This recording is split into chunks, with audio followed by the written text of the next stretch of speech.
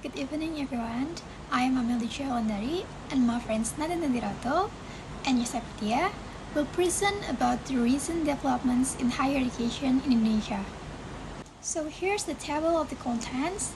There are introductions, access and equality, financing issues, quality and efficiency challenge, and government reforms. Okay, move to the introductions. There are three outline points for the introductions, which is first, rapid expansions after independence, second, current situations of higher educations, number of institutions and students, third, importance of higher educations for national developments. So after independence in 1945, higher education in Indonesia expanded very quickly. At first, during the colonial period, there were only a few universities, but by 2005, Indonesia already had more than 2,300 higher education institutions, consisting of 86 public universities and more than 2,200 private universities, with about 3.5 million students enrolled. This rapid expansion shows that higher education has become more important for the Indonesian people. However, despite this growth, there are still many challenges that Indonesia needs to face.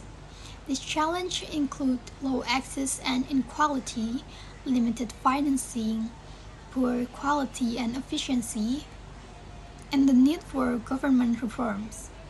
In the next part, my friends and I will explain this challenge more deeply. Everyone, I'm Yusuf. Now we will continue the materials about access and inequality. For the outline points is first, gross enrollment rates or GAR is still low. Second, big economy gap between rich and poor students. Third, gender inequality improving but still present. One of the biggest issues is access and inequality. The gross enrollment rates or GER in 2000 was only 12.16%. This means that compared to other countries in the region, Indonesia is still behind in the number of young people who can enter higher education. There is also a serious problem of inequality. For example, in 2006, only 2.67% of students came from the poorest 40% of families, while 33.9% came from the rich 20%. This shows that rich families have a much bigger chance to send their children to university than poor families. However, there is also some progress. The gender gap is getting smaller.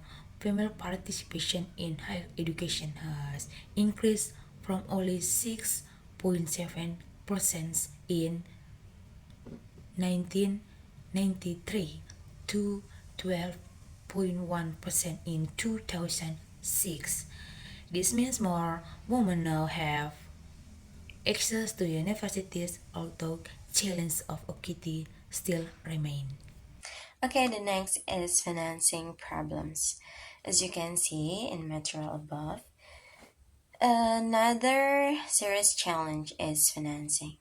Even though Indonesia's education budget increased from 2.4 of GDP in 2001 to 3.8% in 2007.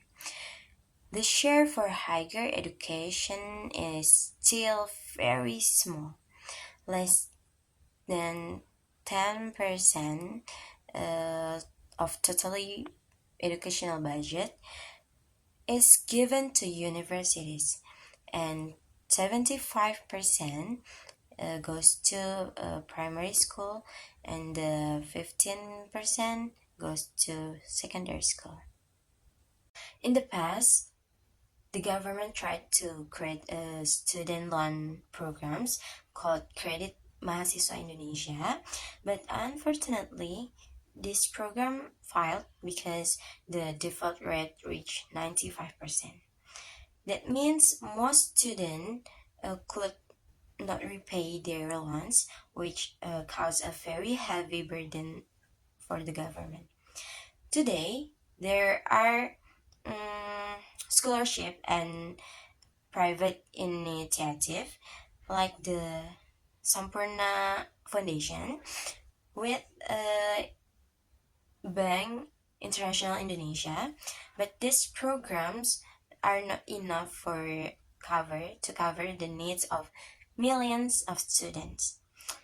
So financing remains a big issue for access and development of higher education in Indonesia. Now move to the quality and efficiency. There are four outcome points for this slide, which is first, many lecturers underqualified, research weak. Second, undergraduate study often takes 5 until 6 years instead of 4. Fourth, student-teacher ratio inefficient.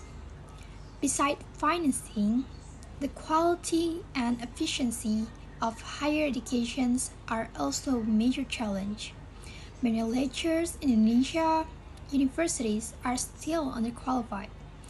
Research activities are not strong enough, and universities often do not have a clear accountability system. Facilities such as libraries and laboratories are limited, which is affects the learning process. Undergraduate students often need 5 to 6 years to finish their studies, even though it should normally takes only 4 years. This shows inefficiency in the education system.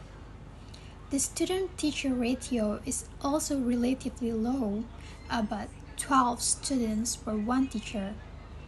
At first, this may look good, but in reality, it means that the use of research is not efficient. Many universities cannot maximize their facility and teaching capacity. All of these issues reduce the overall quality of higher education in Indonesia. So we move to the government reforms. For the outline points is first, reforms by DGH, university autonomy, funding mechanisms, public-private relations, and curriculum updates. Second, aim improve equality, efficiency, and relevance. Third, challenge limited budget, but autonomy can encourage innovation. To respond to these problems, the government has introduced some reforms through the Directorate General of Higher Education, or DGTH. These reforms include giving more autonomy to public universities in their governance, revising funding mechanisms to be clear and more transparent, and creating a new relationship between public and private institutions. The government is also reforming the curriculum to make sure it is more relevant to national development needs. These reforms are important because they encourage universities to be more accountable, more innovative, and more responsive to societal needs. However, challenges remain, especially in financing. Even with these reforms, the budget for higher education is still limited.